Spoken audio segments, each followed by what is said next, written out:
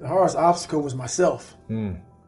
I started realizing more and more and more that all these people were gone. What was haunting me was me. I can't control my dad. I can't control the people calling me. I can't control all these things. But they were things that kept me down. It started becoming my reality. My reality was what they made it out to be. And I became the most important conversation you'll ever have with your life, in your life, is when you have yourself. Mm-hmm. And my conversation was absolutely horrifying. What were you saying to yourself? I'm dumb. I'm nobody. My dad was great in mental warfare. A drunk, insecure man will make everybody around him feel like hell. Yeah. Because he wants to give you no power. And that's why he was so mean to my mom and myself and my brother, because he didn't want anybody to get above him. Mm-hmm. He wanted to keep you down low. So when you're growing up with all of this stuff, all this hate, and it wasn't the beatings. I could hit the beatings all day. It was the mental torture. So when at a young age, your parents put a dialogue in you of confidence or you're nobody. Mm. So that voice in my head was, I'm a loser. And then it was confirmed when I got in school, and in third grade, I was falling behind. They want to put me in a special school. Yeah. With kids who can't learn. Then it was confirmed what my dad was saying. So that confirmed it. Then I started cheating. So I started realizing, you know what? I'm taking the easy way out again. Yeah. And it started snowballing from there. Now the kids are calling me. Mm. But it wasn't all the kids. So what happens is you start to get this picture that everybody hates you. Because your reality becomes so big that you can't see the clear picture. It might have been 3 or 4 That's kids it. doing it over and over. Right. But it was the whole town. Yeah. Everybody hated me. So the world hates me. That's right. Yeah. And that's when it became toxic. And that is where I became my worst enemy. What was the greatest lesson your mom taught you growing up? Honestly, the greatest lesson she ever taught me is a lesson that she doesn't know how much she taught me, because she wasn't much in the teaching mode. My dad took her soul. But what I did as a young kid is I observed everybody. I wasn't really smart in the books, but I was real smart when it came to life. Yeah. And I was able to sit back and watch her mistakes. I was able to see how she struggled through life and how I don't want to struggle through life. And I was able to see she never picked me up. The biggest thing she did for me, and this is honest to God truth, and she doesn't even know she did it.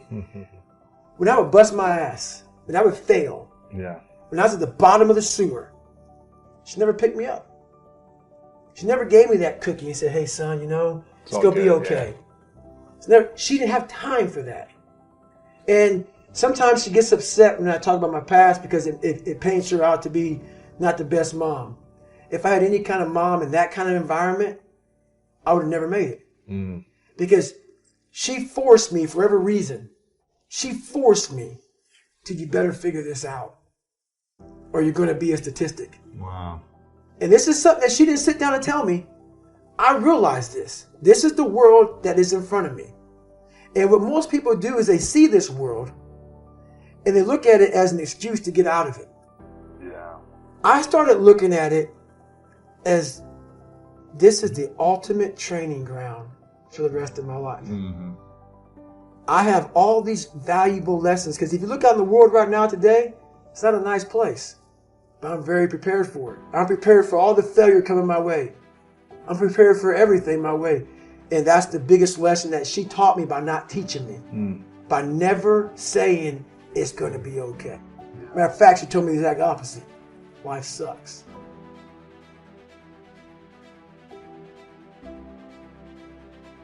We believe, so many people, before I give them a workout plan, they're talking about recovery. Everybody that hears me speak, they want to go straight to recovery. Work out first. Work out first. Before you talk to me about recovery. How to recover, yeah. Work out first. We are always looking for, whenever I talk to people take my words and they put it in a way to where they want to feel comfortable. This guy, they want to put you in a box. They want to put a title on you. No, you're putting a title on me to make yourself feel better about yourself.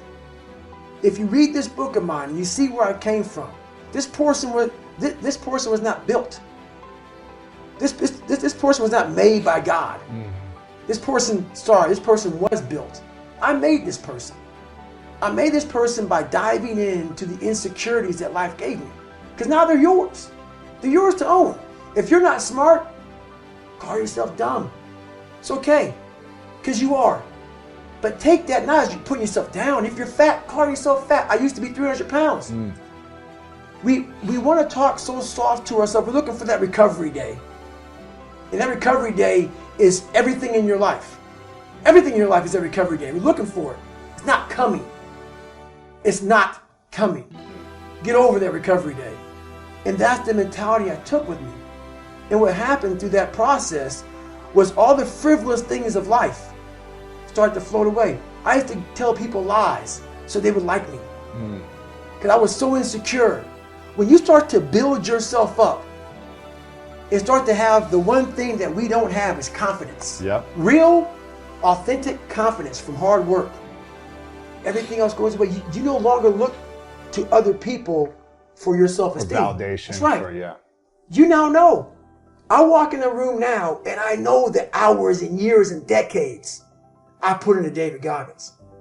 That's something, it's not on the wall. It's not a trophy on the wall. It's not a medal on your neck. It is actually a feeling in your heart. And people go, why don't you ever smile? I don't have to. Yeah, I do have a stoic look on my face. I'm a very focused person. But the feeling I have in my soul and in my heart, that's why I don't need to smile. I don't need to smile. I don't need you to look at me and say, oh my God, you look happy. Because half of us aren't happy. We're giving you something that we think you want to see. I don't do that anymore. I don't care how you perceive David Goggins. Because through my journey, I figured out the one piece I was missing. I thought it was cars. I thought it was women. I thought it was money. I thought it was everything. The one piece I was missing was me having the courage to face myself. And once you do that on a daily basis, it's not about the running. People are going to be about working out. Where I got my work ethic from was the hours I had to spend learning this. When you sit down and you're not smart, and you have a disability, and you still want to be at the top of your class, I didn't want to just get by. When I realized that I can learn through hard work, and I can beat the valedictorian in school, but I got put in 10 hours more a day than he does. You know what kind of strength comes from that? When you're sitting down, that guy, that valedictorian studied for an hour, and you know I caught you. I caught you, and I am dumb. But I have the work ethic to catch you. That's where David Goggins got really invented. Was at a kitchen table with 20 spiral notebooks that were empty. And then 3 months later, they were full. And when you can go through that, I still have them in my storage unit. You go through these spiral notebooks of your life, and you realize this is how I learned. This is unbelievable. There's no miles. It's not about the miles. It's that. Having a discipline every day to say, for me to learn this one math problem, it's going to take me 10 hours. Wow. And that's where and you realize through hard work, you can outwork anybody. You got to start diving into those things that you are afraid of. You don't gain confidence by going to the spot that makes you feel good. It's going to be a false reality. And the second life gives you that challenge, all you want to do is go back to what made you confidence or what gave you confidence. Is that happy spot? No. What gives you confidence, what gave me confidence, was spending years at a kitchen table trying to learn how to read and write on my own. Realizing I can't learn the way you learn. I can't. But I can learn. What gives you confidence, not being afraid, is overcoming the fear. I used to stutter severely bad. So right now, I don't know how many people are going to watch this. You know what gives me confidence? Is knowing I no longer care if I sit here and start stuttering to you. That's what gives me confidence, is facing these things, overcoming them. And maybe not overcoming them every day, but facing them. And facing them, facing them. Pretty soon like this, you know what, man, this is where it's at. It's not in that comfort zone. It's in the discomfort zone is where my confidence is getting built. Mm-hmm. That's where it's getting built. But people they want an easier answer. Yeah. There has to be an easier way. There's not. I'm sorry.